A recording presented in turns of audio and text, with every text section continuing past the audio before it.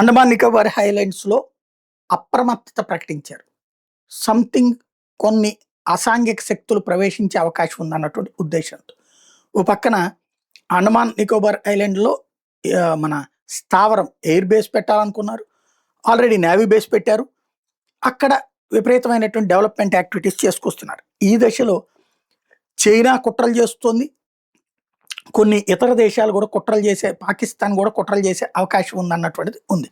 ఇలాంటి దశలో తాజాగా అండమాన్ నికోబార్ కమాండ్ ఒక కీలక ట్వీట్ చేసుకొచ్చింది. మాకు ప్రత్యేక ఇంటెలిజెన్స్ సమాచారం ఉంది.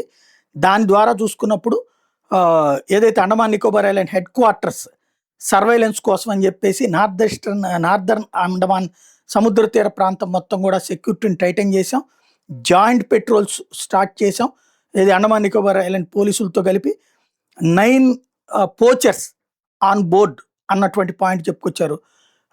ఏదైతే ఎక్విప్మెంట్కి సంబంధించి 29 జనవరిలో 29న అట్లాగే 26వ తారీఖున ఐసీజీఎస్ రాజశ్రీ నికోబార్ ఐలాండ్ దగ్గరలో ల్యాండ్ అయ్యి ఉండటం మన షిప్స్. అదే సందర్భంలో ఆపరేషన్ రీఅఫర్మ్స్ ఇక్కడ అంటే అక్కడ ఉన్నటువంటి కార్యకలాపాలన్నింటినీ కూడా వాటి విషయంలో ఎక్కడా ఆగట్లేదు. కాకపోతే సేఫ్ గార్డ్ కోసం కొన్ని జాయింట్ ఇన్స్పెక్షన్స్ అయితే తప్పవు అన్నటువంటి విషయాన్ని ప్రకటించారు.